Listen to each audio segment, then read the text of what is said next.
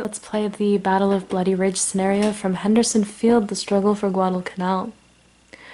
We have our units in their starting locations, getting ready to begin turn 1 of the scenario, which is the September 14th, 1942 turn. The scenario is 9 turns long and ends on the October 12th turn. Each turn represents about 3.5 days of real time. Each hex about 1,000 yards across, and units for the most part are battalions. The first and last turns of the scenario are naval fire turns, which means that the Japanese player may, during their combat phase, conduct a naval artillery bombardment against any hex within 4 hexes of Henderson Field. Also printed on each turn of the turn track is a number in parentheses that indicates the number of aircraft squadron markers that the US player receives, that they can use when attacking or defending, and provide a beneficial die roll modifier as long as there are no Japanese anti-aircraft units in or adjacent to the combat. During the first 5 September turns, the US receives 1 aircraft squadron per turn. I'll place the first one out here to remind us, and during the first 3 October turns, they'll be receiving 2 per turn. We skip the US half of the turn and jump right into the Japanese reinforcement phase. They receive this 1 unit, a 5-strength infantry battalion, which we'll place out here for now. It can land and maybe move on the next turn, which is the Japanese movement phase.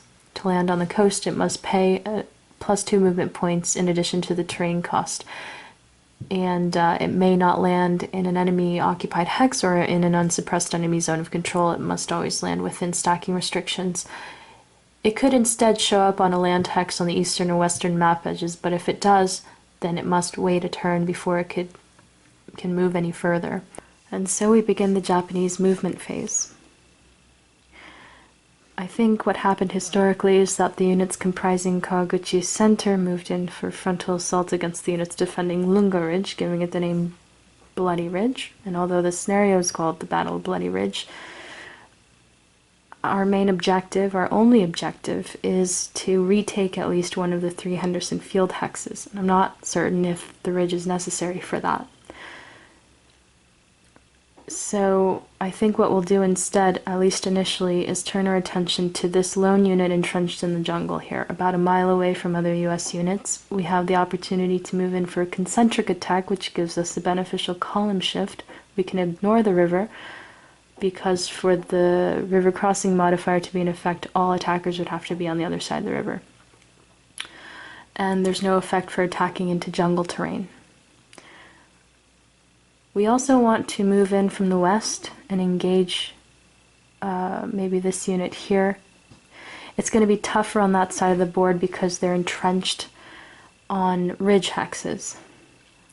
The entrenchment marker gives them a +1 to their combat strength and +1 to their proficiency rating, and the ridge provides a 1 left shift to benefit the defender.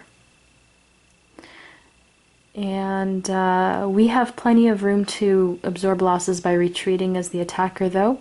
We just have to be careful to try to avoid the dreaded asterisk mandatory step loss result. Kind of a strange distribution, the only real pattern being that it's more likely as the attacker to get a mandatory step loss result at lower odds, and it's more likely as the defender to get them at higher odds. But it skips around in a strange way. So let's see what we can do to distract the US artillery, which ground support is very effective in this game. And on top of that, the US player begins with 4 artillery units on the board. One of them is a 5-strength unit back here with a range of 16 hexes. Then they have these 3-strength artillery units. The US player can commit up to 3 artillery units in ground support in any combat, whereas the Japanese player has only 1. It's right here, a 3-strength unit, and they have a maximum limit of 2 artillery units that they can use in any given combat as ground support. So with all that in mind, let's see what we can do. I have a feeling it's going to be tough for the Japanese, at least until October. Here we are after Japanese movement. We're getting ready for 2 attacks, one here and one over there. We brought the Ship Engineer Regiment and Anti-Aircraft Battalion that were over by Coley Point forward down the road along the coast through to Nauru. And the Ship Engineers booked it all the way to this hex. We had a roll for fatigue and were able to pass. And the anti-aircraft unit made it all the way to this hex, but it's a non-infantry unit, so we didn't have to roll to check if it's fatigued. We brought the new reinforcement unit here to stack with the ship engineers, along with the anti-tank unit that we pulled from this side of the board. And they're closer to the roads and clear terrain where we expect US tanks to show up. They're concealed, which means that they're safe from US artillery bombardments, at least until they're spotted. The artillery battalion remained where it was and is concealed. We brought 2 7-strength units here, another one over here to stack with the anti-aircraft unit, and a 5-strength infantry unit over here. The anti-tank and anti-aircraft units are just there to provide to negate any aircraft that might be involved in this attack, and over here just to position ourselves for future combat against tanks. So over on the other side of the board, we moved our units forward. We brought our full-strength units all the way forward to engage with the unit defending this ridge hex. So we split up the 2 naval units and the 2 infantry battalions, so they're each stacked in each of those jungle hexes. Couldn't quite make it over to this side because of all the rivers. Movement is really slow in this whole part of the map. And then there's a stack of concealed, reduced naval units here. So we're going to resolve this attack first, in detail here just for the first one. So we reveal our attacking units. We have a total combat strength of 10 from this hex and 9 from here. So that's 19, and now we can declare any offensive ground support. We have none that we can use on this side of the board at least. So we're at 19 on our attack. Now we reveal the defending unit. It's a 7-strength Marine battalion. The entrenchment means the 7 goes up to an 8, and they're defending on a ridge. So that's a 1 left shift from 2 to 1 down to the 1 to 1 column. And we may, as the US player, declare any defensive ground support, and I think we will. Try to bring it down to the 1 to 2, I think, along with this aircraft marker for +1 die roll modifier, and one of these 3-strength artillery units that are stacked here. So the 2nd Artillery Battalion for +3 to the 8, bringing them to 11. So now we're at a 1 to 2 with the +1 die roll modifier. So on a result of 4, 5, or 6, we're in the clear as the defender. And instead of, well, and actually with the aircraft, we're certainly guaranteed to not have to suffer a mandatory step loss. Although we probably would, depending on the result, maybe choose to continue to defend in that hex. I'm not sure yet. We'll see. Thinking too far ahead because we haven't even rolled. So let's see what we get. Oh, the roll is a 2. Rolling low is good for the attacker. That becomes a 3 on the 1 to 2 is a 2/1. I think what we're gonna do is retreat a hex, which means the entrenchment marker is removed. We'll stack here. And if the Japanese units want to advance into the hex, they're gonna have to inflict 2-step reductions. This aircraft marker is spent and will return on the next turn, and we'll flip this to show that the artillery unit here is fired, trying not to forget that there's another one below it that is still available this combat phase. So that's pretty much the gist of combat. I'll let you know how this one goes. Here we are kind of mid-combat. And I should mention that on this first turn, we haven't seen and won't see any combat proficiency modifiers during combat because a lot of the US units that are entrenched have a proficiency rating of 4, and a lot of these Japanese infantry battalions have a rating of 5. So the entrenchment boosts the combat strength and the proficiency rating up by 1, which means that our highest attacker's proficiency rating is equal to the highest defender's, in most cases, on the first turn at least. And so there's no modifier for that. Alright, so yes, we rolled a 1 at a final odds ratio of 2 to 1, which is a 0/3 with an asterisk, which means the defending unit is eliminated.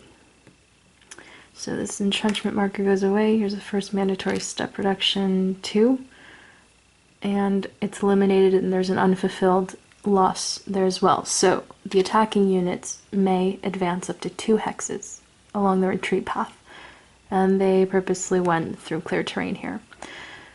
So yeah, devastating. This unit fired. I've got to move these out of the way. Special weapons and the 5 strength artillery battalion from the coast fired. Alright, so we're going to advance one of these units, 1, 2, 3, and then these 2 here, playing it safe. And that ends the Japanese player turn. Now we resolve attrition, rolling a die for each player. Go US, Japan. And we roll a 3 and a 4, which is a no for both players. We remove the fired markers from all the units that have fired, and advance the turn marker into the September 18th turn. The US receives 1 aircraft squadron, and we enter the US reinforcement phase. They receive 4 reinforcements, 3 7th strength Marine battalions, and a 3 strength artillery battalion. These units can land during the movement phase on any coastal hex within 5 hexes of Henderson Field, as long as there's no Japanese unit occupying any of the 3 Henderson Field hexes. And again, in a hex that's not enemy occupied or in an unsuppressed enemy zone of control. Here we are after US movement. The new Marine battalions have ended their movement in 3 separate hexes. They have a relatively high proficiency rating of 5, so I decided to split them up and place them in areas that are more likely to see combat. We have 1 stacked with a tank company and an infantry unit there, 1 with an infantry unit over here, and 1 stacked with a 3 strength construction battalion on the ridge. I'd also eventually like to get them into these entrenchment markers, mainly because it'll bring their proficiency rating up higher than any single Japanese units. And then we landed the artillery battalion in Tulunga and split the 2 up that were here, bringing 1 into Henderson Field mainly as placeholders while we brought the infantry units occupying those hexes forward. Now we have these 2 kind of combined arms stacks with a single tank company and 2 infantry units, which gives them a beneficial die roll modifier when attacking or defending. Of course, if we're attacking an anti-tank unit with such a stack, then the modifiers would cancel each other out. We decided to do something different over here. We could have brought the construction battalion over to create a similar stack, but I wanted to we'd prefer to flip a 3 strength unit than a 7 strength when applying a mandatory step loss, but also I think there was another reason for this. Oh yeah, if this may tempt the Japanese player to try to infiltrate this clear hex between our stacks, and we have plenty of ground support that we can offer in defense. Unless we use a bunch up during our combat phase in maybe conducting an artillery bombardment. I don't think we'll do it just because I'd rather... It entails rolling pretty high. We could use a 5-strength artillery unit and maybe 2 other 3-strength units. For a +1 die roll modifier, we can throw in a couple more for a +2, but that would mean at the end of our turn, before the Japanese player turn, all US artillery units would have fired and would not be available until the next turn. So at most I would want to go with the +1 modifier, and we'd still have to roll pretty high. Whereas if we're using them as ground support, it's a given. Of course, if we're successful, it's detrimental, the unit's disrupted, and that means that their combat strength and movement allowances are halved and rounded down, and their proficiency rating goes down by 1. But it's only until the end of the owning player's turn. So the disruption markers would be removed before our next combat phase of turn 3. So we're going to opt to do nothing during our combat phase and just wait and see what the Japanese do.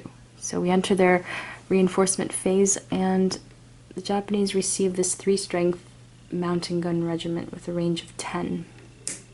Here we are in the middle of Japanese movement. Well, I've yet to move any units, trying to decide what to do and having a hard time. So this game is giving me total AP for some reason, and part of the reason now especially is that with the new Marines on the scene, it just doesn't feel like we have enough combat strength, enough units as the Japanese to do anything. We've totally lost our mojo from turn 1 and almost feel like we're now in a defensive position, trying to hold on to what we've gained, what we have, stay as close to Henderson Fields as possible while we wait and wait and wait. That's 1, 2, 3 turns for more reinforcements, the bulk of which arrive in the early October turns, which is already nearing the end of the scenario. So I looked around online and tried to figure out what happened here historically, and it makes sense. It states in a couple of places that from late September through early October, there was a comparative lull that settled over ground actions, with both content to mount patrols and probes only, which makes it seem like it would make for an uninteresting or unexciting playthrough material. So I may only update if something interesting happens, and by interesting I'm assuming it'll be something along the lines of a US counterattack, or them going on the offensive, or just pass after pass with units shuffling and repositioning. Maybe the Japanese will try to go more towards the center here, in the southern part of the perimeter, and I think that's also kind of historical. But yeah, it's looking like we may be experiencing a similar lull in the playthrough until early October. Plus there's all these US artillery units to be wary of. Here we are at the start of turn 3, the September 21st turn. You can see I changed my mind about the Japanese approach for the next few turns, and instead of pulled back, and I'm making my way towards the southern point of the US perimeter. It's just really tough to hold out like that on either end, especially in clear terrain. So we're hoping to, consolidate our forces and launch an attack at hopefully some of their weaker points. And we rolled double 5s during the attrition phase of turn 2, so there were no attrition losses. No US reinforcements, they get another aircraft squadron. It's the US movement phase. Here we are after US movement. We've kind of anchored ourselves to this ridge that's by the coast here, building an entrenchment, and making sure that we leave an unimpeded line of control along the coast behind us. The defense battalion exerts a 2-hex zone of control along coastal hexes. And on the eastern side, we kind of split into two, moving in for a concentric attack across the river here, but leaving enough units behind us to protect our inner line. And this is a little bit weak, but we're thinking the Japanese reinforcements don't arrive for a while, one, and should this unit retreat, it would retreat through this suppressed zone of control further away. And also, should we have to absorb a loss, we can always retreat in this direction. We have a couple of tanks in Tanaru. They don't exert a zone of control, but they are able to defend with a +1 modifier for the village. And we left a pretty strong unit here, 7th Strength Marine Battalion, in case we need it. And we brought another one over here to kind of the weakest part of our line, the center southern part of our perimeter. We brought our engineer battalion forward here to entrench, along with another marine battalion. And we just placed most of our artillery units in these entrenchments to hold on to them. Let's resolve US combat on camera. We're going to begin by conducting an artillery bombardment against this hex, our target, using an adjacent unit as the spotter, which you need when doing this in jungle or ridge hexes. We'll be using our 5 strength artillery battalion from the coast, and the 2 3 strength units stacked in the entrenchment on Henderson Field for a +1 die roll modifier. They're all within range. And at this point we can reveal the units in the defending hex and see what we're dealing with, which is nice, especially in this case before combat against the hex, in case we've forgotten or don't know what's stacked. Usually you have to declare offensive support before revealing the defending units. So we get a +1 die roll modifier. We're rolling against each unit's proficiency rating. I'll go top to bottom. It's 4, 4, and 5. And for this we need to roll high. First roll is a 1. That's a miss. Second, 5. Disrupted. Final roll is a 3. Miss. Okay, so that means that this 5 strength infantry battalion is disrupted till the end of the Japanese turn. And again, that means that the combat strength and movement allowances are halved and rounded down, and its proficiency rating is reduced by 1. So it's, instead of 5, it's defending with 2. Now we're going to flip these markers and place them on the fired units and resolve combat. We start by revealing our attacking units. We have 4 7th strength units for 28 plus 3 from the tank for 31.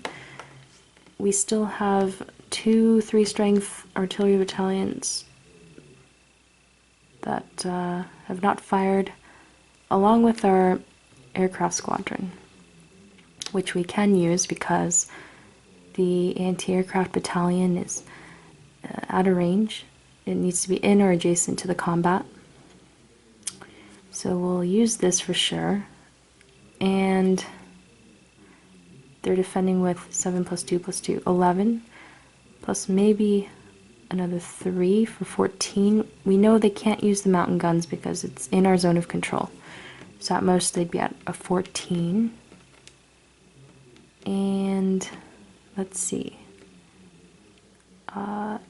31, 34, 37, 34 is what we need. So we'll just use 1 from Lunga, and we're at 34, and that forces them to commit their 3 strength, which is here, concealed. So that's 2 to 1, with a 1 right shift for the concentric attack. -1 die roll modifier for the aircraft, +1 for the river, -1 for the tank stacked with 2 infantry units, and another +1 for the anti-tank unit, Modifiers cancel out. It's a straight roll on the 3 to 1, and we get a 4, which is a 1/2 no asterisk, to the relief of the Japanese player, who can retreat unscathed through a suppressed enemy zone of control. 1/2. This is expended till the next turn, and the attacking units can either flip a unit and advance into this hex, or retreat all units a hex, which I think they'll do instead.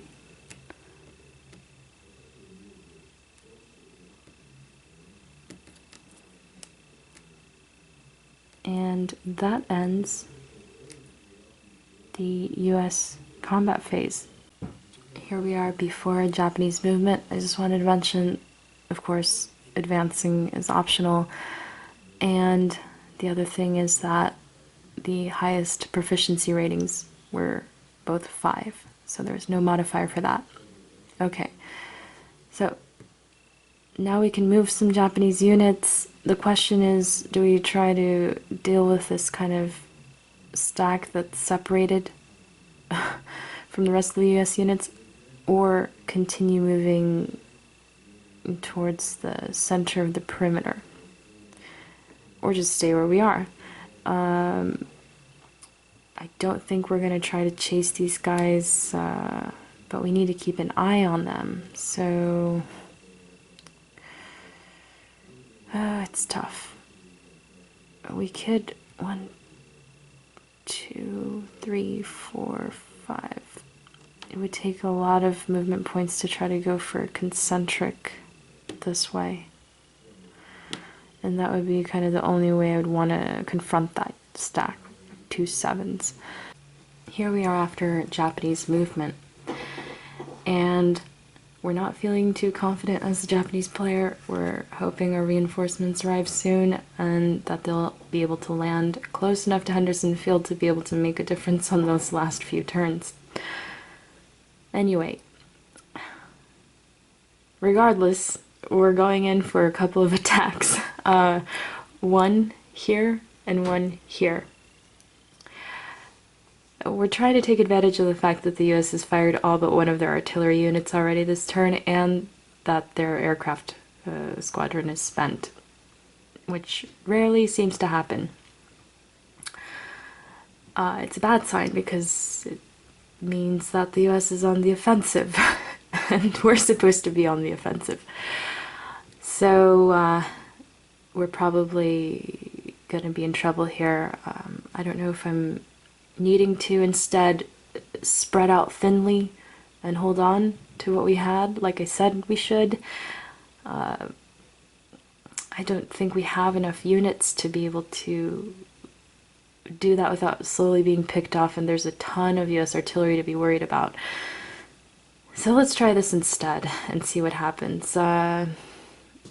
So we have kind of a delayed Battle of Bloody Ridge situation happening over here. Similar thing over there. Both attacks are into defensively strong positions of ridges across rivers. So we're hoping that they're going to be weak in terms of combat strength. And I think that we're supposed to only know that there's 1 unit here and 2 units here, and that's about it.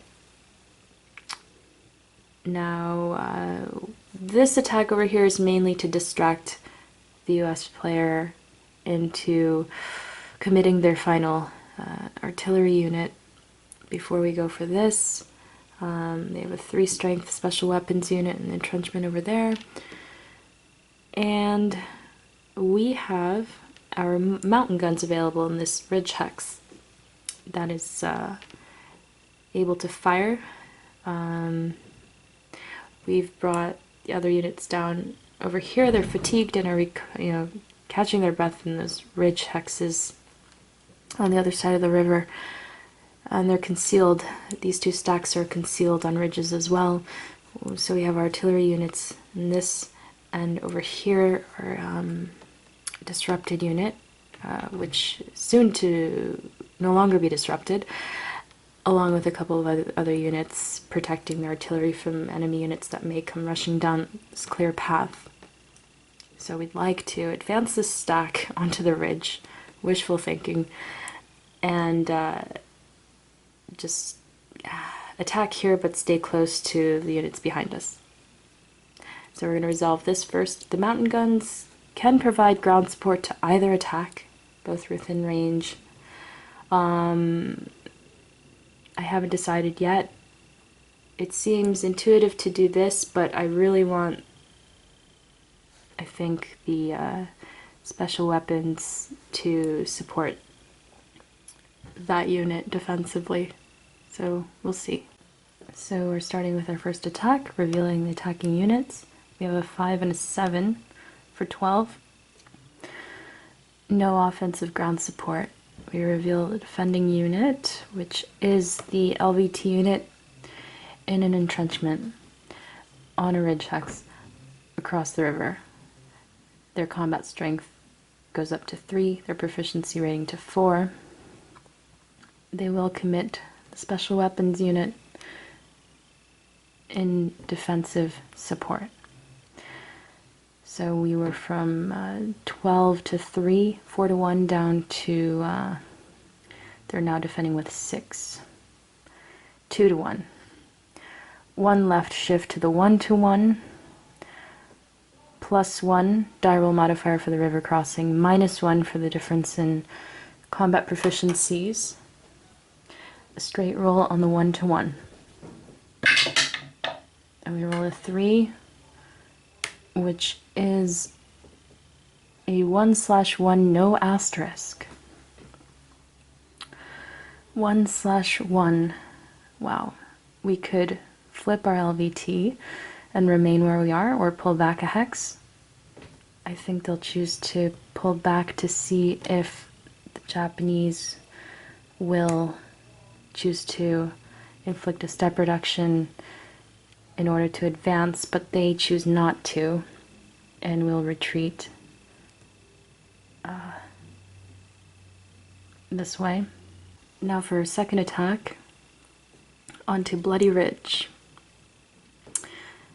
Okay, so we're revealing our attacking units. We have 2 7s plus another 7 and a 5, 21 plus 5, 26. For offensive support, we'll use the mountain guns from this ridge hex for a +3, bringing us to 29. We'll reveal the defending units. They're entrenched, and there are 2 reduced units, the Parachute Battalion and Raider Battalion. Each with a combat strength of 2 and proficiency rating of 5. The entrenchment means that they're defending with a total combat strength of 6. And their highest proficiency rating is now 6, higher than any attacking units. So that's an additional +1 die roll modifier on top of the river crossing modifier. So we're at 29 to 6, which is 4 to 1, down to the 3 to 1 for the ridge, +2 die roll modifier. Okay. And we roll a 2, which becomes a 4, and that's a 1/2 no asterisk. Okay, 1/2 no asterisk. These units,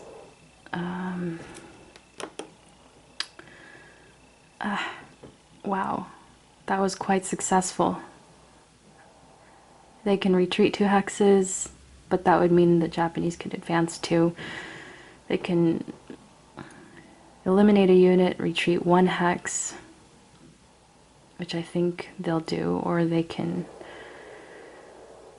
eliminate both units, which doesn't quite make sense because the Japanese would still be able to advance 2, I think, for the unfulfilled losses. So this unit is destroyed. This unit will retreat, and there's a 1/2. We'll flip the anti-aircraft battalion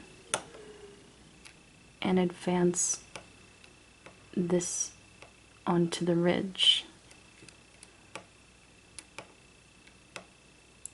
and see what happens.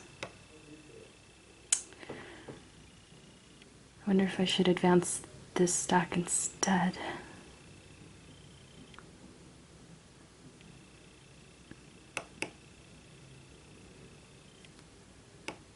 Yeah. We should probably do that.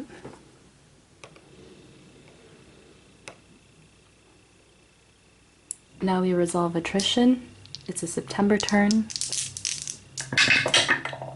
We roll a 3 for the Japanese and a 5 for the US. Again, no attrition losses for either player. And that ends turn 3, the September 21st turn. We remove the fired markers and enter turn 5, the September 25th turn. And let's see. The US receives 1 aircraft squadron. We also get to remove this disrupted marker. The fatigue markers will be removed at the start of the next Japanese movement phase, I believe. Here we are after the US movement phase. We have stacked 3 units, our max limit, in this entrenchment in the jungle, and strengthen this line, building an entrenchment next to the ridge here with our engineer battalion. We stacked our 3 tank companies forming a battalion. They now exert a zone of control and are kind of patrolling the roads here in the clear. We're thinking the Japanese might be tempted to conduct a concentric attack against these units, but that would entail moving units off of the ridge, which we would like. We're hoping we can hold out with this full stack. That leaves this whole area a little weak, but we're not too concerned. Our main focus is around the ridge where the Japanese have made it a few hexes away from their objective. They did so from this angle as well.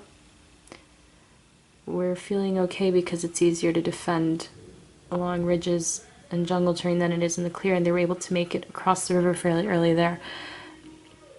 We may even hope that these units get distracted and try to go in for an attack there.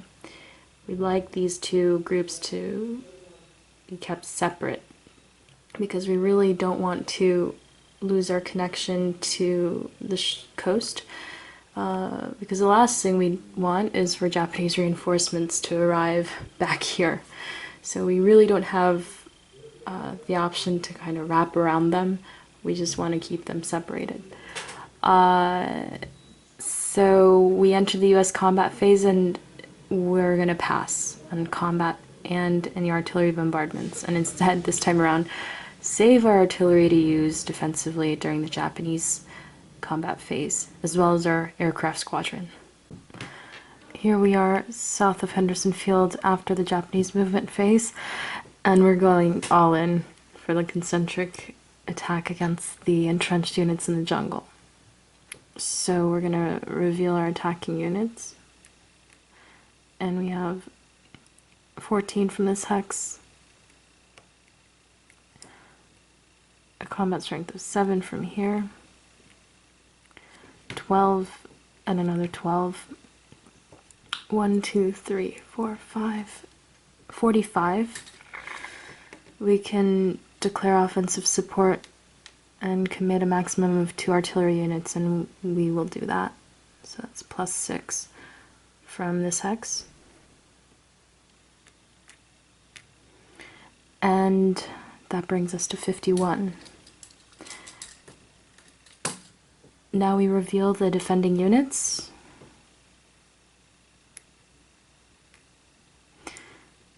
And they have 12 plus 3 is 15 because of the entrenchment.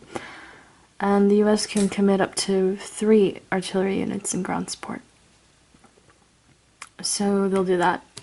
Here's a 5 strength from the coast, +3 from special weapons, another +3 from Lunga. So that's 15 plus 11 is 26.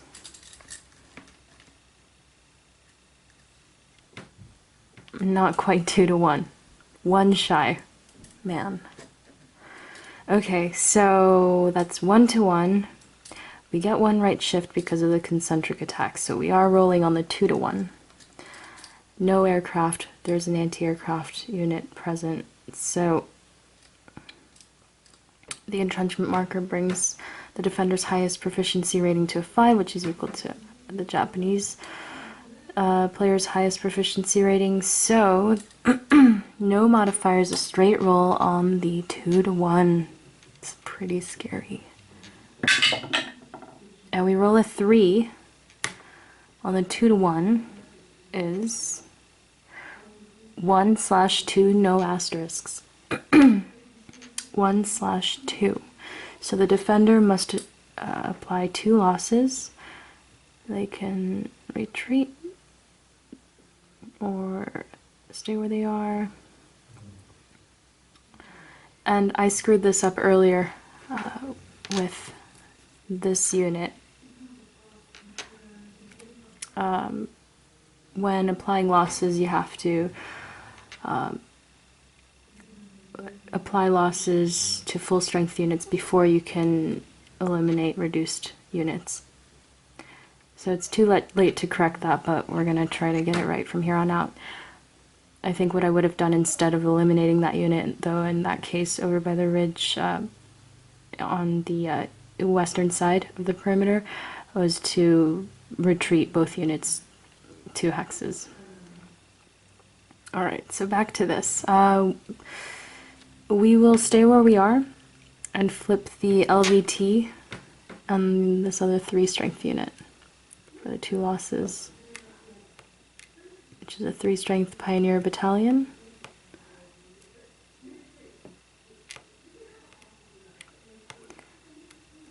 And we can apply 1 loss to the attackers.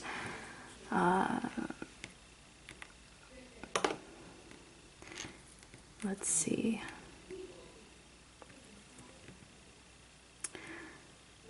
We can flip a unit and keep them where they are, or retreat everyone a hex. And I think we're going to retreat because I don't really want to leave this stack where it is.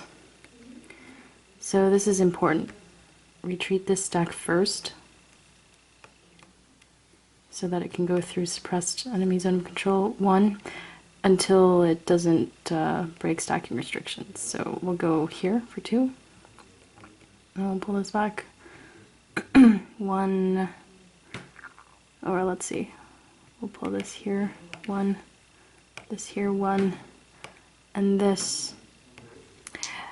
Now we resolve attrition. It's still September. And we roll 2 3s. That's no for both players. And that ends the turn. We remove the fired markers and advance the turn marker to the next turn, September 28th.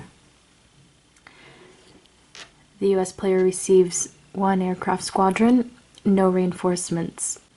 Here we are after the US movement phase, and we've used up all of our entrenchment markers. We moved forward and built an entrenchment here on the ridge with the Combat Engineer Battalion. We built an entrenchment here as well. We have a whole line in depth of entrenchments leading from the front of the ridge to Anderson Field. We brought a 7th strength unit towards Ilu River in case Japanese reinforcements arrive this way. And we've kind of spread out our combat strength, waiting to see where the Japanese will attack next. Our most vulnerable points are probably the very edges of our line, furthest away from the Japanese units. So we're not going to be conducting any combat or artillery bombardments, and we'll pass play over to the Japanese player. It's their reinforcement phase. They receive 1 unit. This 3 strength engineer regiment. here we are after Japanese movement. We decided to hold back and wait for more reinforcements to arrive. The engineer regiment made it to this hex. We moved a stack over. All our other units are concealed, and we left a stack over here on the ridge across the river, trying to basically see if we can find an opportunity for an attack in this direction, and if not, our fallback plan would be moving in from this direction between the ridges. What we will do for their combat phase is go ahead and fire both of our artillery units to conduct bombardment. And we'll go, well, we can't bombard a jungle or ridge hex since we don't have a spotter, but we can target clear terrain within range. So our artillery units are over here. We have a range of 10 and 8. 1, 2, 3, 4, 5, 6, 7, 8. We're going to target the tanks. So we don't get a modifier, but these tanks each have a proficiency rating of 4. So we'll roll top to bottom. 1, miss. 2, hit. And 3 is a miss. So one of the 2 is disrupted. Its combat strength and movement allowances are halved. Proficiency rating is down by 1 till the end of the US player turn. That ends the turn. We remove these and resolve attrition.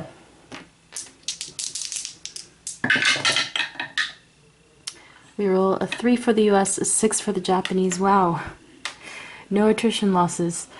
So we'll move into the October 2nd turn.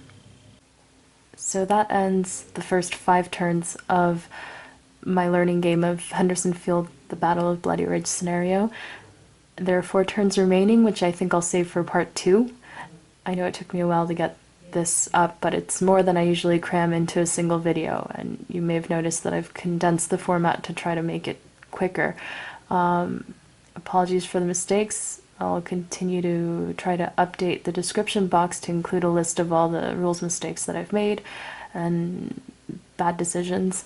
I am still learning the game, so I may not be able to answer rules questions that you might have, or questions as to why I did one thing and not another. That's probably because I have overlooked it or lack experience. But if you have any pointers, feel free to post them, and I'll continue to read your comments. Thanks for watching. Have a good night.